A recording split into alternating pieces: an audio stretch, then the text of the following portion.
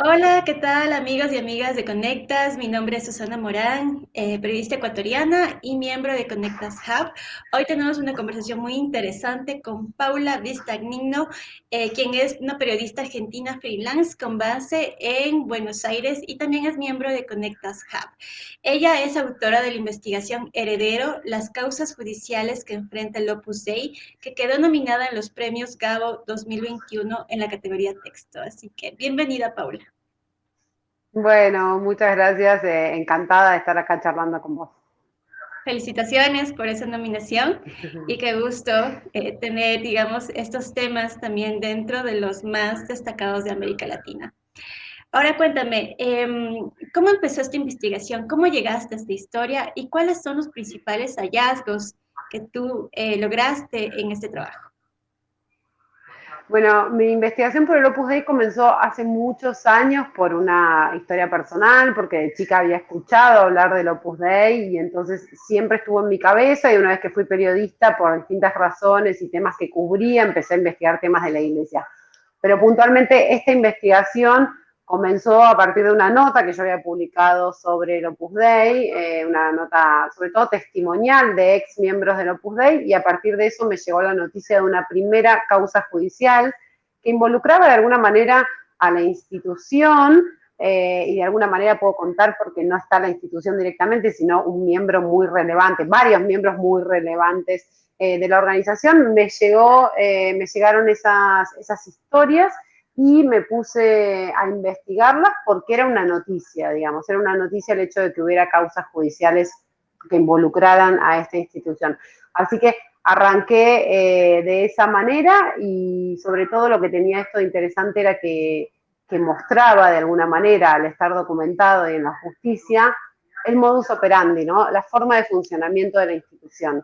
Y ahí apunté, y justamente el poder develar un poco y contar cómo funciona es, yo creo, que el principal hallazgo de este trabajo que hicimos con Conectas, ¿no? Porque tuve el acompañamiento justamente de Conectas para desarrollar esto a lo largo de unos meses y realmente meterme buscando lo más relevante de eso. Justamente, ¿cuál es el modus operandi de estos grupos? Entiendo que están muy relacionados con sectores de mucho poder, no solo en Argentina, porque tú extendiste la investigación a otros países también, pero ¿nos puedes describir más cómo es este modus operandi? Sí, lo primero que hay que decir en ese caso es que mi investigación estuvo centrada sobre todo en dos causas judiciales que se desarrollan en la Argentina y en Uruguay, pero que cuando hablamos del modus operandi, o sea, de la forma en la que funciona, se puede hablar de cualquier país en el que esté presente el Opus Dei, porque justamente lo que ellos tienen es una matriz de funcionamiento que es similar y equivalente en todos los países donde están, que son 68 países del mundo. Así que se puede extender eso de alguna manera, y esto lo puedo decir porque he entrevistado a personas que estuvieron dentro del Opus Dei en Kenia, en España, en México, en Inglaterra, en Alemania, en muchos países. Conocí a muchas personas, entrevisté a más de 70 ex miembros del Opus Dei, entonces puedo confirmar que esto es así. Y el modo de funcionamiento económico, sobre todo, es el de tener en cada lugar en el que funcionan una red de asociaciones civiles, a través de las cuales poseen propiedades y dirigen instituciones educativas, sobre todo, y entonces esto les permite de alguna manera decir que no tienen nada, porque a su nombre no tienen nada en general. El Opus Dei es en sí mismo una asociación civil, no sé si esta figura es igual en todos lados, pero entiendo que se entiende a qué me refiero con esa figura jurídica. Y entonces ellos tienen, como decía, instituciones educativas, centros residenciales para los miembros, centros de esparcimiento de alguna manera, clubes y esas cosas para personas más jóvenes, a las que acuden muchas veces chicos que van a colegios de Opus Dei, tienen colegios, escuelas de educación primaria, de educación secundaria, tienen universidad en todos los países. En el caso de la Argentina es la Universidad Austral, en el caso de Chile es la Universidad de los Andes. todo eso lo poseen a través de estas asociaciones civiles y por eso cuando uno lee que el Opus Dei dice que no posee bienes por sí mismo, esta es la manera en la que funciona. Tú mencionas justamente que 17 asociaciones civiles ligadas al Opus Dei tienen alrededor de 100 inmuebles, entre ellos varios predios y edificios enteros en los barrios más caros de Buenos Aires. Y pues esto entiendo que es unos bienes millonarios que estarían relacionados con el Opus Dei. Cuéntanos cómo llegaste a este dato, ¿no? No es fácil en los países de América Latina y pues supongo que del resto del mundo poder establecer la dimensión del poder económico que tienen el Opus Dei en general. ¿Cómo tú lograste establecer justamente un dato así tan fuerte? Bien, es un poco de todo, digamos. Yo tenía algunos datos respecto a algunas asociaciones civiles. ¿Por qué? Porque muchos de los exmiembros con los que yo hablé y a los que entrevisté me contaban, por ejemplo, o me mostraban papeles, ¿no? Que decían que tal asociación civil les había facilitado alguna cuestión. Entonces había un papel donde se firmaba. Después otra persona me mencionaba otro lugar. Después con una dirección la ponía en la guía telefónica y encontraba que eso me daba una asociación civil. Después iba a ver la asociación civil y eso me daba que esa asociación civil funcionaba en otro lugar, buscaba ese domicilio. O sea, fue una manera muy artesanal, porque no hay manera de, o sea, yo le pedí esa información a Opus Dei, ¿no? Les mandé un mail y les dije, hola, ¿qué tal? Me gustaría saber qué es lo que ustedes quieren en la Argentina. No tuve respuesta de eso, entonces bueno, empecé a hacer este caminito artesanal. ¿De qué se trata? Yo siempre digo, hasta el momento en que yo publiqué la investigación, yo había encontrado 17 asociaciones civiles. Hoy, un año después, tengo 2 más. O sea, no sabemos exactamente cuáles son.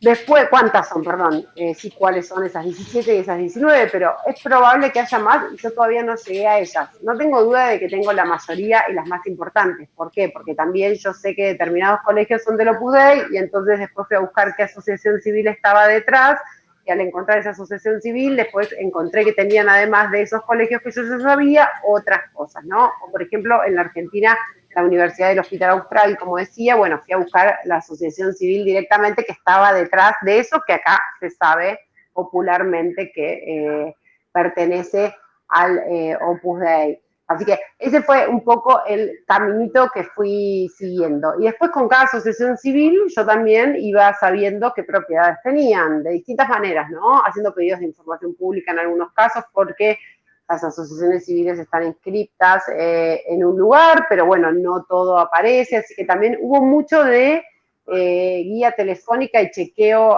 yo digo, con los viejos métodos periodísticos. Claro, evidentemente. ¿Y cuánto tiempo te tomó hacer este registro de las 17 antes y ahora 19 asociaciones?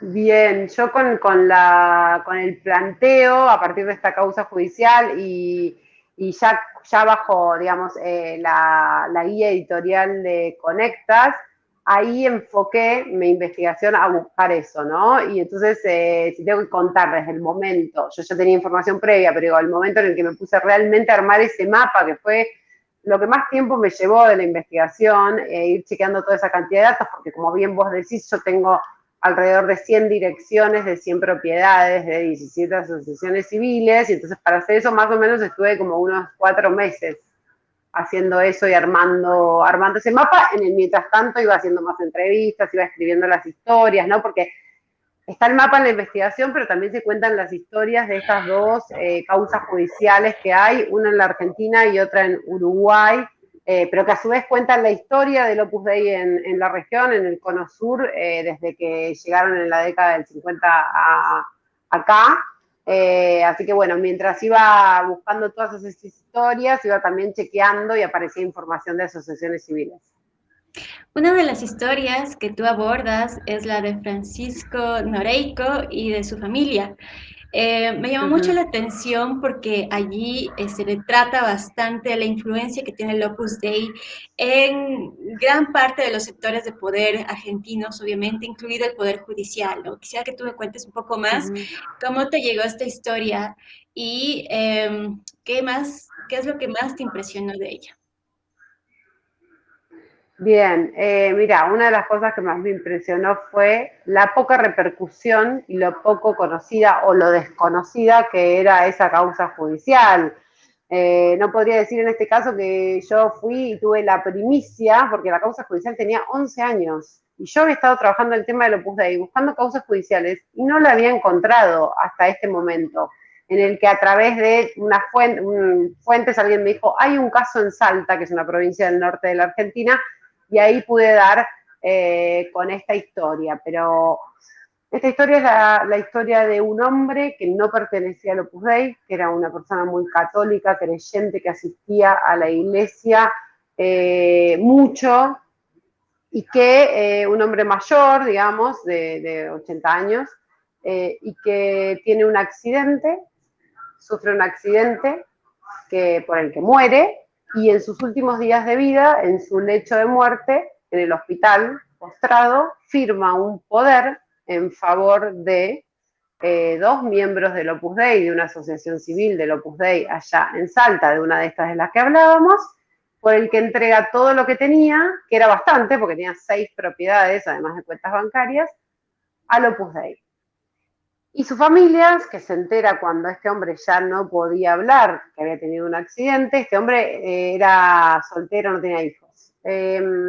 Francisco Noreico. Cuando se entera la familia en Buenos Aires, sus hermanas, también 2 mujeres mayores y sus sobrinos, este hombre ya no podía hablar y ya no podían comunicarse con él y se enteran que había firmado estos poderes. Esa causa lleva 11 años en la justicia de la provincia de Salta, con los abogados de la familia y la familia, lo que cuentan y lo que cuenta la trayectoria de la causa es que no avanzó, ¿no? Que no avanzó, que está ahí frenada de alguna manera, a pesar de que hay una cantidad de pruebas, digamos, como para poder ir avanzando. De hecho, no declararon todas las personas que deberían declarar y demás. Y lo que aparece ahí es una cuestión bastante clara de influencia en el Poder Judicial, ¿no? Da la sensación de que nadie quiere meterse del todo a investigar esto, porque si no, no se entiende la cantidad de tiempo que ha pasado. Y no me sorprendió porque si bien sigue siendo para mí una de las cosas más relevantes, estos vínculos que tiene el Opus Dei, de manera bastante invisible, porque no se manifiestan, no se expresan, no se declaran, con el Poder Judicial, con todos los poderes, con el Poder Financiero, con el Poder Político y con el Poder Judicial, que casi siempre están vinculados ya de por sí estos 3 poderes, y en lugares muchas veces más pequeños, como puede ser una capital de provincia, como en este caso, ese vínculo se hace mucho más obvio y explícito porque son menos personas, se conocen más, saben cómo funciona.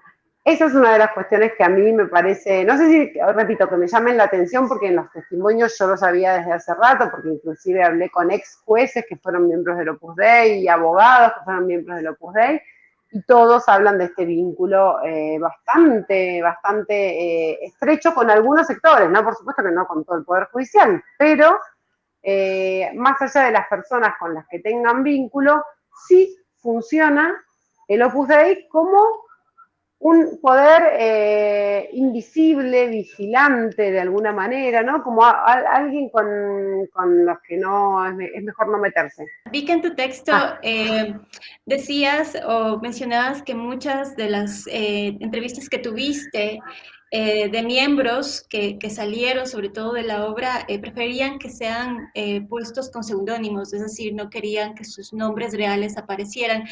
¿Tú sentiste que había mucho miedo, digamos, para exponer y hablar sobre este tema?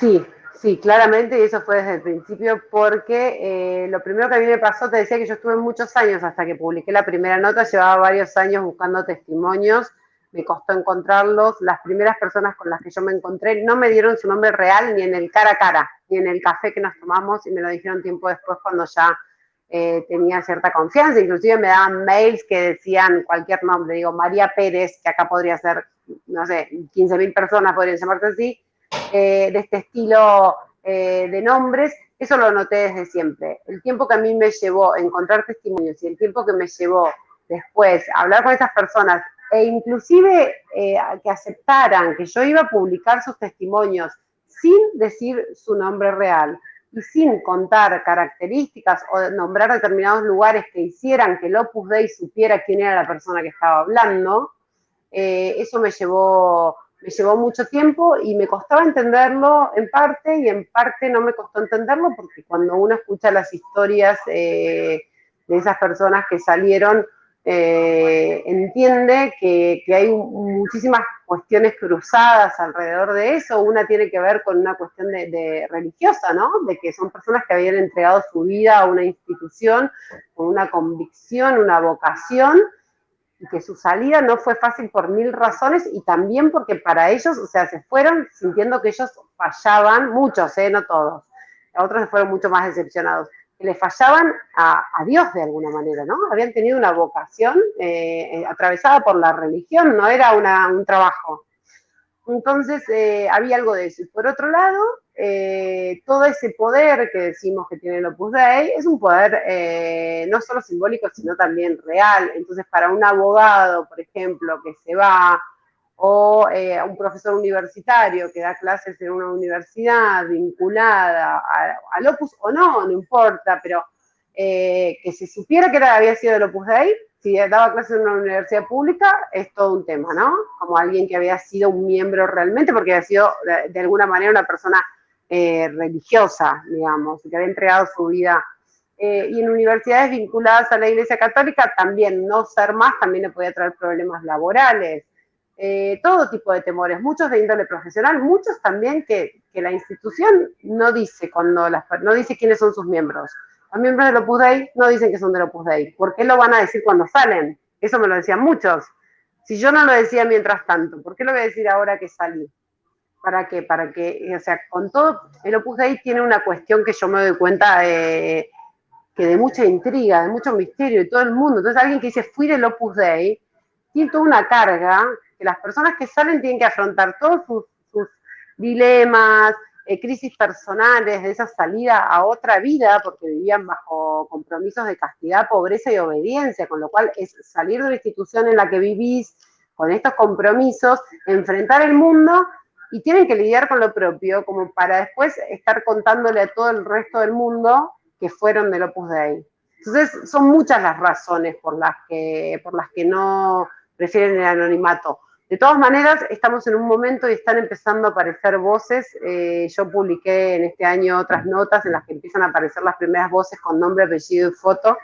Y creo que como ha pasado con otros grandes temas, hay un momento en el que las personas empiezan a hablar, ¿no? Que pierden todo ese miedo, que pasó el tiempo, que ven que otras personas hablan y ahora empiezan a hablar. Pero en la investigación que hice con Conectas, todavía era un momento previo a este momento que estoy diciendo, y entonces era interesante aprovechar sus testimonios documentados, ojo, porque no es solo la opinión de alguien, son testimonios documentados, pero en los que preferimos y estuvimos de acuerdo en proteger las identidades de esas personas para que pudieran justamente decir y mostrar lo que tenían para decir y mostrar. ¿Crees que justamente el que ya más personas hablen de este tema sea parte del impacto que tuvo tu investigación en ese momento? Me cuesta decir eso porque es como adjudicarme. Yo creo que hay varias cuestiones ahí en el camino. Yo no tengo dudas, pero porque me lo hacen saber y me lo dicen muchas personas y recibo mensajes no te puedo explicar, cada cosa que publiqué, después de que publiqué esto de Conectas, recibí mensajes de personas de México, de Estados Unidos, de Canadá, de España, de toda la región, de nuestra región, de toda Sudamérica, recibí cantidad de mensajes. Entonces, evidentemente, esta investigación tuvo muchísima repercusión y generó esto. Y mucha difusión a un tema que no tenía mucha difusión. Así que hay algo de eso. Pero bueno, yo también adjudico a la valentía de las personas que empiezan a hablar, de las primeras personas que empiezan a hablar y a dar su testimonio. Y hay otras personas que ya lo han hecho con menos difusión en un blog que existe de ex miembros del Opus Dei. Así que a esas personas que dan testimonio, por supuesto que nosotros como periodistas somos un poco los mediadores, los que podemos darle visibilidad y difusión a esos testimonios, esa es la tarea y en este caso creo que queda demostrado que podemos hacerlo y que es importante. Pero bueno, yo quiero decir que sin esas personas que hablan, no, sería imposible. Claro, evidentemente. Y bueno, finalmente, este es un trabajo que tiene una amplia reportería, pues se nota el dominio del tema que tú tienes. También incluiste audios, ilustraciones. ¿Cómo fue toda esta puesta en escena también del reportaje, que entiendo que tuviste el apoyo de Conectas? Sí, exactamente. Ese fue otro desafío. Yo tengo más de 20 años trabajando como periodista, pero 20 años trabajando en gráfica. O sea, no, nunca hice otra cosa más que escribir. Bueno, ahora estoy en la radio desde el año pasado, pero siempre hice eso y los periodistas de gráfica somos bichos de las palabras, ¿no? De las palabras escritas e impresas. Entonces, primero era como un desafío y además hablar con estas personas que no querían dar su nombre para que dieran su voz, que también se juega la identidad en la voz de las personas. Pero me pareció súper interesante que me pusieran ese desafío desde Conectas porque sin duda escuchar a las personas y escuchar el tono en el que alguien cuenta lo que cuenta, las palabras que elige para decirlo y demás, que nosotros en la gráfica podemos reproducir, no es lo mismo para quien está del otro lado, ¿no? Para a quienes les llegan estas historias. De la misma manera que poder armar ese mapa, que también fue un laburazo, es muy relevante y son cosas que, repito, que uno no viene, uno como periodista de gráfica no las viene teniendo en la cabeza.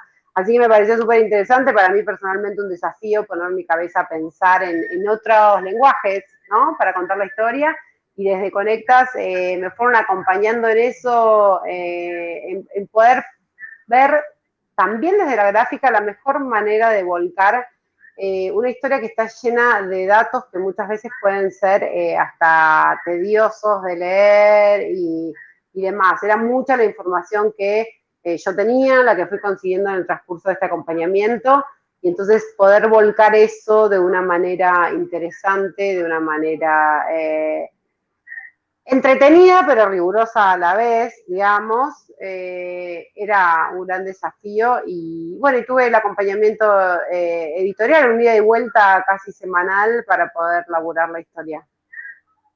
En buena hora, Paula. Bueno, gracias por estar aquí, gracias por tu periodismo y por esta historia tan importante que nos revela a todos, no solo Argentina, como lo has dicho, sino lo que pasa en nuestra región, en nuestro continente. Muchas gracias. Bueno, yo les agradezco mucho a ustedes el interés, esta conversación, por supuesto el apoyo editorial de verdad que es muy fundamental, es muy relevante para quienes hacemos periodismo freelance porque muchas veces laburamos en soledad en nuestra casa y yo tenía tanto que ordenar que no hubiera podido si alguien no me acompañaba en eso, ¿no? No tenía ahí como un feedback con alguien que me dijera, bueno, es por acá sí, por acá no, esto. Y también la cuestión regional es muy importante, porque muchas veces uno en su país escribe para su país y escribe para un público local, y entonces la trascendencia de estas historias tiene mucho que ver con que todos podamos empezar a pensar un poquito más allá de nuestros lugares. Así que, bueno, gracias por esta charla, gracias por el interés, gracias por las preguntas muy interesantes y nada, un abrazo.